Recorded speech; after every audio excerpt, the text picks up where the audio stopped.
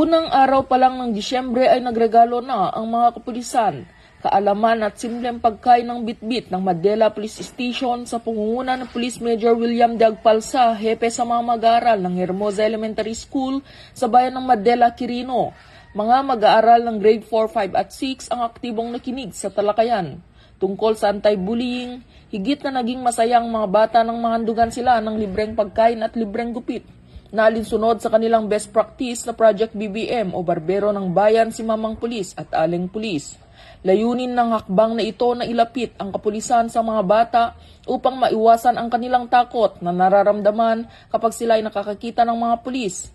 Laking pasasalamat naman ni Ginoong Roel B. Sarandi School Principal dahil sila ang napiling benepisyo ng programa.